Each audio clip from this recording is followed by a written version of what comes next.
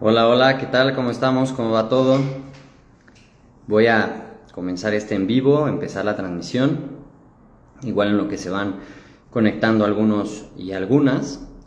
Me gustaría platicarles, darle una introducción acerca de lo que vamos a hablar y de lo que hemos venido hablando en esta serie de en vivos, hablando de el neurodesarrollo y esto es muy interesante, no solamente en patología médica, no. Esto que vamos a hablar de los escalones en el neurodesarrollo del cerebro aplica tanto para la patología médica como para las disfunciones neurológicas. Y cuando te hablo de disfunciones neurológicas, te estoy hablando de procesos de plasticidad en el cerebro. Porque la plasticidad no solo es un proceso de conexión, también de desconexión.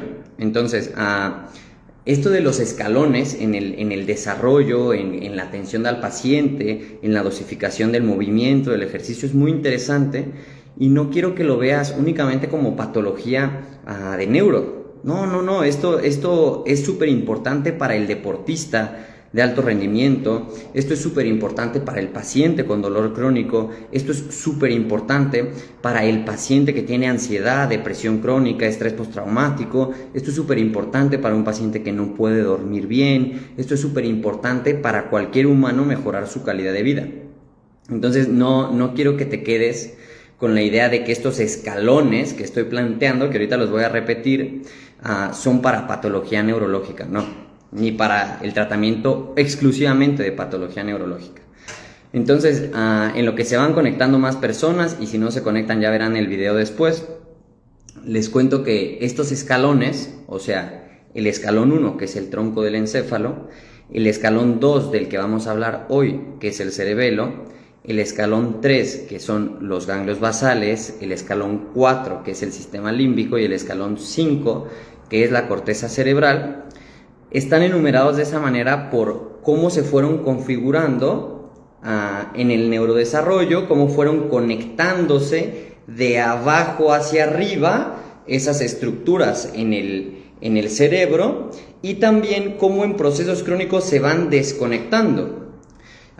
Insisto que no puede haber algo desconectado en su totalidad en el encéfalo, sin embargo predominan áreas y deja de haber una correcta plasticidad en estas interconexiones. Aparte de que el tronco del encéfalo va conectándose hacia el cerebelo ganglios basales, sistema límbico corteza, tienen conexiones entre sí. Y esto es muy interesante. ¿Por qué? Porque el tronco del encéfalo conecta con todas, tiene rutas sinápticas para conectar con todas, ida y vuelta. El cerebelo a su vez también conecta con todas, los ganglios basales, el sistema límbico y la corteza. Entonces es todo un sistema de conexiones inter e intra neurológicas que nos ayudan para un correcto funcionamiento, para tener salud, para tener una percepción adecuada de la realidad, etc. Entonces por eso es que es tan interesante este tema. Y sumado a estos temas, voy a poner dos áreas que son súper interesantes, dos áreas, un área, vamos a llamarles estas áreas de conexión transversal, que un área sería el sistema reticular ascendente y la otra área el tálamo, ¿vale? Entonces ya con esto cuadra lo que te voy a explicar de los escalones, que son 5, y de estas dos áreas de interconexión muy importantes, ¿vale? Evidentemente esto está súper investigado. Igual yo lo llevo investigando bastante tiempo, esta coordinación de plasticidad neurológica en la salud y en la enfermedad, desde el desarrollo embrionario del sistema nervioso hasta nuestro desarrollo neuropsicológico, de las etapas donde hay más plasticidad en el humano, en las etapas de poda neurológica, en todo la ontogenia, porque si quieres investigar este tema, parte de este tema, tendrás que investigar el desarrollo ontogénico del cerebro, ¿verdad? Es como una manera de investigarlo, por si tienes la curiosidad, investigarlo de esta manera. Entonces, en el live pasado hablamos del tronco del encéfalo. Igual puedes ir a ver la serie de post para que veas cuáles son los núcleos del tronco del encéfalo, y el en vivo para que te empapes del primer escalón. y de una generalidad, porque realmente estos lives están hechos así, ¿no? Después en los cursos profundizamos, pero para que me vayas cachando. Y ahora vamos a hablar del cerebelo, que es el escalón 2. Entonces, te recuerdo que en el escalón 1, el movimiento se programa de manera pasiva. En el escalón 1, o sea, en el tronco del encéfalo, el movimiento se programa de manera pasiva. ¿Qué quiere decir esto? Nosotros estamos dentro del útero, la madre se movía y esas oscilaciones generadas por el movimiento de la madre, o sea, el movimiento nuestro era pasivo, ya iban configurando áreas del tronco del encéfalo. La producción de gases que respiraba la madre, de gases, porque es muy importante que entiendas que en el escalón 1 hay muchos quimiorreceptores de gases, ¿vale? Ese movimiento de la madre y su respiración iba haciendo que la dinámica de construcción del tronco del encéfalo tuviera un correcto desarrollo. Movimiento de la madre, ventilación mecánica de la madre y gestión, por supuesto, de su sistema motórico emocional en la madre, porque ustedes saben que el cortisol de una madre estresada va por arterias intrauterinas y configura también el encéfalo, ¿no? Entonces, esas tres cositas. Después salimos y tenemos un segundo componente de movimiento muy importante, pasivo, que es la compresión del canal de parto. Y en esa compresión del canal de parto y torsión, compresión del bebé y torsión, se activan también muchos reflejos neurológicos del tronco del encéfalo y empieza a haber arborizaciones y conexiones. Y el bebé da su primera bocanada, ¿no? Mete aire y hay un chorro de cambios a nivel del cerebro, un chorro cuando él o ella, el bebé, da su primera bocanada. Esto es súper interesante porque al dar su primera bocanada, el bebé activa áreas del cerebro que no tenía activas, evidentemente dentro del útero, porque estaba en otro medio. Y sigue aquí dominando el tronco del encéfalo, todavía el escalón 1, porque la madre aquí lo arrulla, ¿verdad? Hay mucho movimiento pasivo, la madre lo arrulla, la madre lo lacta, la madre lo ve, y aquí hay un neurodesarrollo muy interesante dominando en esta región. No significa que no estén las otras. No quiero confundirles. No significa que las otras regiones no estén, sino que está dominando esta región. Y después vamos a pasar ya a nuestra segunda región cuando el bebé pasa, fíjense bien, del medio acuoso intrauterino a los brazos, o sea, de lo pasivo, va a pasar al piso o a la cama, al colchón, a la tierra, vamos a llamarlo de esta manera, ¿vale? A la tierra. ¿Por qué? Porque el bebé, una vez que contacta su sistema, todo su sistema mecanopropioceptivo contacta con la tierra, con el piso, pues con una base, se modifica todo. Y ahí es donde empieza a predominar el cerebelo, el escalón 2, ¿no? Entonces, cuando el bebé ya contacta con el suelo y comienza a reptar, o sea, arrastrarse, el arrastrarse es un movimiento supremamente importante en el neurodesarrollo. Y tú me dirás, oye Fer, pero si eso está muy bien para hablar de psicomotricidad y neurodesarrollo, neuropediatría, pero esto influye después en un paciente adulto, el no haber reptado, sí influye muchísimo en la capacidad de plasticidad del cerebelo hacia el tronco, hacia los ganglios, hacia el sistema límbico, hacia la corteza y de vuelta. De hecho, nosotros al reptar biomecánicamente ya estamos programando la mecanopropiocepción de la cintura escapular. Biomecánicamente estamos programando ya el arco plantar. Biomecánicamente estamos programando ya la rotación de cadera. Biomecánicamente estamos programando muchísimas cosas, la extensión de cabeza, la coordinación ojo-mano, la disociación de movimientos, que después eso, si valoramos un adulto, que los que han estado en el curso se acordarán que valoramos un adulto y parece ser que no lo hace tan bien, y sobre todo si no lo hizo en etapas primarias. Entonces, cuando nosotros pasamos del agua, los brazos de la madre, a la tierra, comenzamos a reptar, comenzamos a gatear, ahí domina la neurología del cerebelo y se va refinando conforme vamos haciendo estos movimientos. Y tú me dirás, oye Fer, pero sería interesante poner un paciente, un deportista, un paciente con dolor crónico, un paciente con un hombro complicado, con un problema lumbar complicado, cervical, a gatear y a reptar. Pues ya lo hace, seguramente sabrás que el paciente, ese complejo que te estoy diciendo, cuando trabaja en el piso, empieza a mejorar exponencialmente, porque ahí se dieron los inputs mecanoproprioceptivos para que se formara después una biomecánica ya de cadena abierta en cuanto a las extremidades superiores, pero primero comenzamos con cadena cerrada en las extremidades superiores. Entonces esto es súper interesante, porque en general rehabilitar un hombro es mucho más lógico, funcional en cadena cerrada, en 4 puntos, y disociando y en coordinación con el cuello, con el ojo, y eso te va a venir súper bien en esos casos, ¿no? Igual también trabajar una fascitis plantar, trabajar un pie plano, estimular la correcta biomecánica de un pie plano, más allá de la estética, también depende de que trabajes en el piso, y eso es un hecho, no es una opinión. Porque evidentemente no te estoy hablando únicamente desde mi opinión clínica, sino desde la evidencia científica. Y más allá de que te hable desde la evidencia científica, es lógico. Y después hay algo muy interesante, muy interesante, porque el cerebelo, como les decía, tiene conexiones con el tallo, ¿no? Tiene conexiones con los ganglios basales, tiene conexiones con el sistema límbico, tiene conexiones con la corteza cerebral. Entonces, fíjense bien. Otra cosa determinante, que seguramente esto ya ustedes ya lo hacen, ¿verdad? Todo el trabajo de equilibrio,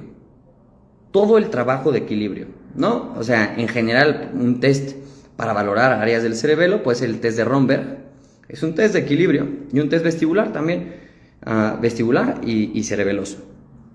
Y ustedes seguramente ponen al paciente a trabajar ejercicios de equilibrio. No sé, una rodilla, por ahí un tobillo, por ahí incluso un piso pélvico, una columna, etcétera, ¿no? Equilibrio bipodal, monopodal, todo lo que sea trabajo de equilibrio estimula la plasticidad del cerebelo. Pero hay algo súper interesante del trabajo de equilibrio. El trabajo de equilibrio también genera sinapsis del cerebelo al sistema límbico, a la amígdala basolateral. O sea que el ejercicio de equilibrio es un entrenamiento motórico emocional para la ansiedad y el miedo.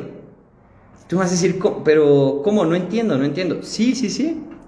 Si tú tienes pacientes con ansiedad, con fobias, ¿no? Y los pones a hacer progresivamente trabajo de piso y de coordinación y de equilibrio, va a reforzar la parte más inferior de tu sistema nervioso al sistema límbico, le das sustento, le das base, entrenas la emoción.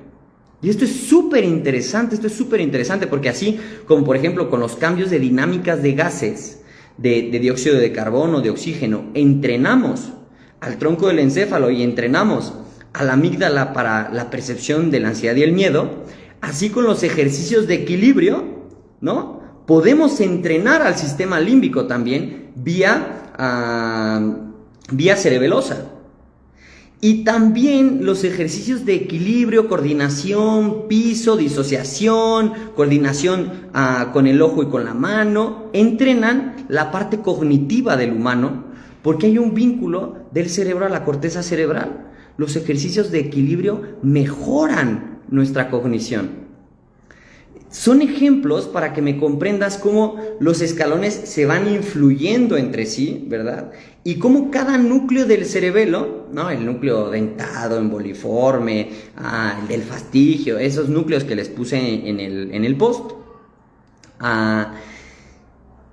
aumentan su requerimiento de flujo vascular, evidenciado en resonancia magnética cerebral, cuando nosotros hacemos este tipo de actividades, y mejora la plasticidad intraestructura del cerebelo e interestructural con los escalones. Así que es súper interesante que a un paciente que quiera, un psicólogo, por poner un ejemplo, regular la ansiedad, le ponga a hacer ejercicios de piso y equilibrio, o le ponga a hacer cambios de gases para gestionar el tronco del encéfalo, ¿no? O lo que hablé del tronco del encéfalo. O que se lo mande al kine o al fisio, ¿sí me explico? O sea, pero en general, para que entiendas cómo va conectadas esas rutas que son súper interesantes. Otra ruta muy interesante del cerebelo es la conexión que hay con el sistema vestibular. O sea, no solamente el cerebelo adapta mediante equilibrio, o sea, intratejido, sino que también con vínculos al sistema vestibular. Por eso les decía, ahorita hablamos del test de Romberg, pero también el test de Dix-Hallpike valora la neurología del cerebelo y del sistema vestibular. Entonces, todo lo que sean reflejos vestibulares de la coordinación del ojo con el oído en cuanto a lo vestibular, de la coordinación de la estática postural, la disociación de los movimientos con respecto al tronco a la cabeza, esto estimula muchísimo este escalón también y las conexiones hacia los demás escalones.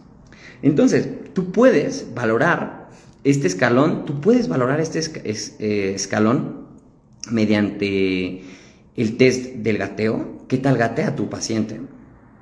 De Reptar, el test de Romberg, el test de Dix-Hallpike, y también puedes hacer el test de Stuart, que es el test de rebote. Si tú a un paciente le pones peso, no sé, en la flexión de codo, le pones peso y le pides que haga una contracción isométrica, y si el cerebelo está bien, cuando tú quitas el peso, la presión, el movimiento queda fijo. Pero si el movimiento da un rebote, cuando quitas la fuerza, la presión, ¡pam!, te rebotan las manos, significa que hay descoordinación, déficit de la plasticidad a nivel del cerebelo o patología. Pero insisto que no quiero hablar de patología, quiero hablar de disfunciones, déficit de plasticidad intratejido e intertejidos de los escalones. Que eso está en la mayoría de personas. Está en la mayoría de personas y no lo vemos, ¿no? O sea, lo podemos valorar, les digo, hay estos test que puedes hacer para valorar si tu paciente no tiene bien conectado el escalón 2 con el 3 o el 1 con el 2, ¿verdad? Que ya les decía cómo hacer algunos par de test para ver el 1 con el 2 y en este caso el 2 con el 3. Como esas áreas van teniendo dominancia, o sea, ¿a qué me refiero con dominancia? Me refiero a que conforme más va avanzando el desarrollo del cerebro y vamos siendo adultos, van dominando más estructuras superiores. O sea, la corteza ya tiene que ir dominando mientras más adulto eres, ¿no? Y vas absorbiendo las funciones primitivas de las estructuras de abajo. Entonces, como vas absorbiendo las funciones de estructuras inferiores, para tú valorar el escalón 1, tienes que hacerlo a través del 2. Para valorar el escalón 2, tienes que hacerlo a través del 3. Para valorar el escalón 3, tienes que hacerlo a través del 4 y así sucesivamente, ¿vale? Es la lógica que precede ese neurodesarrollo. Y depende, por supuesto, también del contexto en el que el paciente se encuentre, la predominancia del flujo vascular hacia ciertas áreas del cerebro, ¿no? Hacia ciertas áreas del cerebro. Entonces, eso es súper interesante. A ver, por aquí tengo un comentario de Luis. Muchas gracias, mi Luis. Con un gusto.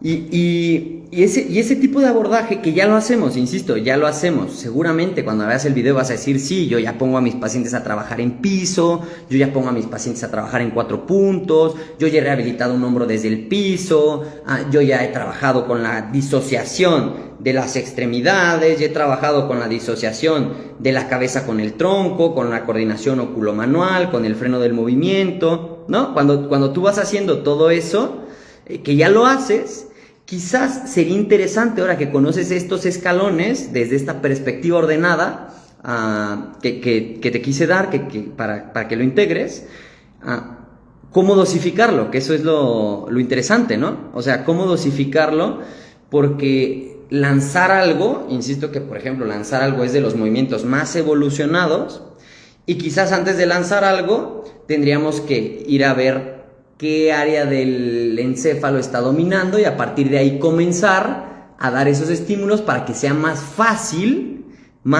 el progreso, ¿verdad? Mucho más fácil el progreso. Y después viene nuestro otro escalón, ¿sí? Nuestro otro escalón que se nos viene para el siguiente vivo, que es para que tengas esta curiosidad de trabajar de esta manera, ¿verdad? Que son los ganglios basales. Igual te voy a subir el post con las estructuras y con lo mismo que estábamos diciendo.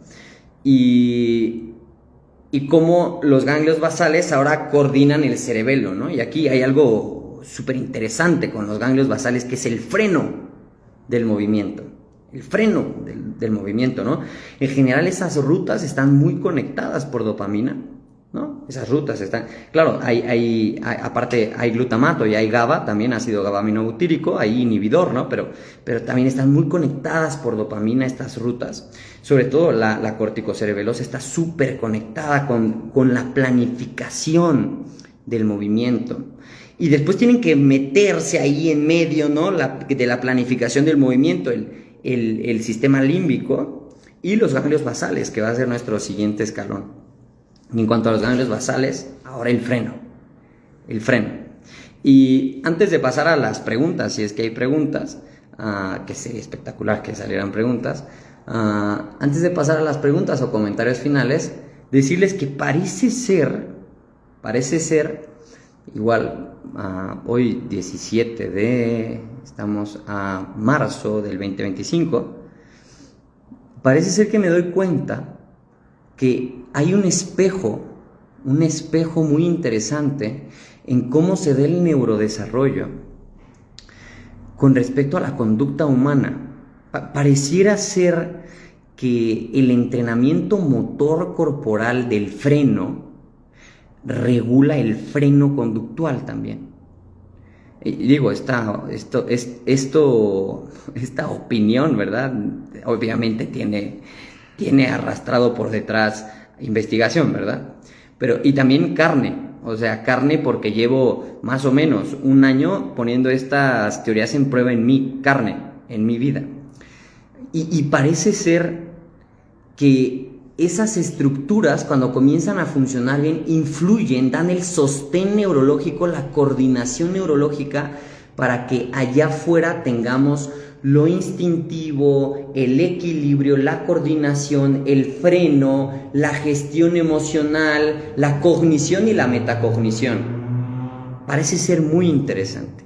Tan interesante que autores relacionados al estrés postraumático siguen esta serie de pasos desde el tronco para arriba, sin querer queriendo, y muchos procesos de neurorehabilitación patológica también, y muchos procesos de pedagogía en dolor crónico y movimiento también. Entonces, me gusta pensar de esta manera en cómo el cerebro se va configurando primero con lo motor, después con lo sensitivo, sensorial, después con lo emocional, social, y después con lo cognitivo y lo metacognitivo. Y parece ser, digo, esto más que para cualquiera, lo digo para mí como una biografía, parece ser que ahí hay un espejo muy importante, muy importante. A ver, voy a leer a Javi, que dice acá: Doc, ¿qué opina de la neurología con nuestros movimientos involuntarios y presinápticos al actuar? Muy bien, súper interesante. Ese es un tema que me encanta. Pues en cuanto al automatismo, vamos a decirlo así, como está estudiado en neurociencia actualmente el concepto, ¿no? El concepto se llama red neurológica por defecto al automatismo, y al sistema que domina el automatismo se le llama sistema motórico emocional. Entonces, fíjate bien, dos conceptos importantísimos: red neurológica por defecto y sistema motórico emocional. Pues bueno, nuestro sistema, cuando va repitiendo, y sobre todo Fíjense bien, o sea, la plasticidad en el cerebro tiene ventanas de oportunidad muy importantes en la vida. O sea, estos movimientos, estas posturas, estos gestos motores, estos patrones motores, estos movimientos, los aprendimos mucho más porque había más plasticidad entre los 0, 7 años, 7, 14 años. Es donde había más plasticidad y donde fuimos automatizando. Esa automatización del movimiento, esa automatización se programa principalmente para que tú busques placer y evites dolor. Es como todavía no hay una corteza tan desarrollada, ¿no? O sea, claro que ya van entrando ahí a partir de los 8, el reframing del lenguaje y todo lo demás, pero fíjate bien, o sea, entre 0 y 7 años, ahí tus movimientos se ejecutan con 2 principios. 1, neuronas espejo. Neuronas espejo, tú copias la conducta de los adultos para buscar placer y evitar dolor, y vas viendo cómo lo hacen motóricamente y lo automatizas, generando ya después en el adulto un engrama en la red neurológica por defecto. ¿Sí? Lo automatizaste, ¿vale? Y el otro principio es lo genético, por supuesto, porque tú ya en tu carga genética tienes un mapeo de cómo moverte. Por eso todos caminamos parecido, ¿no? O sea, hay un patrón, pero después la velocidad, la cadencia, la disociación, eso es muy aprendido por neuronas espejo, y también hacia dónde nos dirigimos, a qué ritmo, con qué postura física, con qué postura del sistema motórico emocional nos dirigimos en la búsqueda del placer y la evitación del dolor de adultos. Entonces, esos movimientos automáticos están muy intrincados y hay una manera de valorarlos. Es súper loco porque hay una manera de valorarlos, pero por ponerte un ejemplo, el gateo y reptar es una manera muy, muy interesante de valorarlo. Pero esos movimientos están intrincados, y de lo que consiste, ahora que el sistema somático domine, no el motórico emocional, o sea, no el automático, o sea, no la red neurológica por defecto, sino que domine la corteza, ¿no? Ese switch pack, ese momentito donde te haces consciente de que no lo estás haciendo a tu ritmo y de manera eficiente y eficaz, ¿sí? Entonces ahí cuando tu terapeuta, tu kine, tu fisio, tu osteo, tu terapeuta te dice, mira, parece ser que esto va así, no así. Ahí en ese momento, ¿no? Lo automático, se hizo consciente. O sea, lo inconsciente se hizo consciente. Y después, con tu fisio, tu kine, tu osteo, eso que ya es consciente ahora, hay que repetirlo. Y hay que meterle ahí esos matices de búsqueda del placer y evitación del dolor y la progresión. Hay que repetirlo para que se automatice y ahora entre en un loop de la red neurológica por defecto y el sistema motórico emocional, pero ya más eficaz y eficiente. Así que sí, o sea, totalmente nos dominan los patrones motores automáticos, eso seguro, pero eso es por economía de esfuerzos, y está bien, está muy bien. El tema es que insisto que parece ser un espejo, porque mientras más consciente eres de tu movimiento, también más consciente eres de tu gestión emocional, también más consciente eres de tu gestión cognitiva, y evidentemente y eso lo vamos a trabajar hasta la muerte.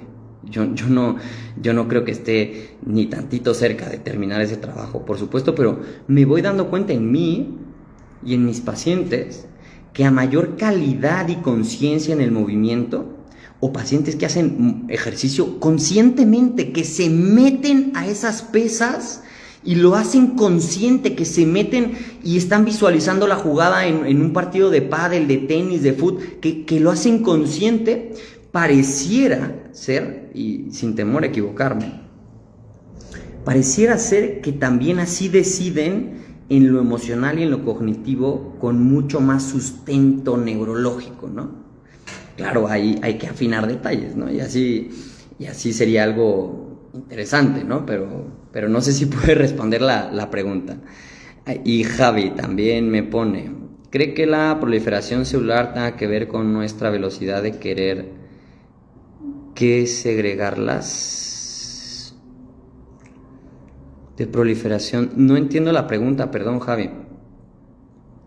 ¿Cree que la proliferación celular tenga que ver con nuestra velocidad de querer segregarlas? ¿Segregar qué? No entiendo muy bien. ¿Me apoyas? Porfa. A ver, estoy leyendo más comentarios. Saluditos a todos los que han mandado saluditos. Genial. Sí, voy a colgar el video. Lo voy a colgar para que lo vean. ¿Vale? Muy bien. Perfecto. Perfecto. Ajá.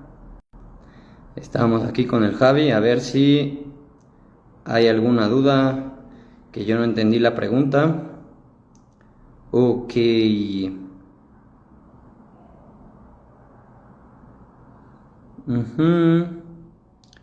Bueno, entonces si pon la pregunta porfa ahí en los comentarios y la respondo con mucho gusto. Vale, no quiero hacer el live tan largo. Y ya lo ven, comentan y en la semanita les pongo ahí lo de los ganglios basales y lo comentamos. Y así sistema límbico lo comentamos, corteza lo comentamos y tú tienes de tarea esa curiosidad de comenzar a ver esa posibilidad que no creo que sea ni mejor ni peor, creo que es diferente y muy apegada al neurodesarrollo, la neurofisiología, la neuroanatomía, al humano en general y a una visión integral, ¿vale? Así que bueno, como siempre les agradezco un chorro su tiempo y nos vemos pronto. Un abrazo.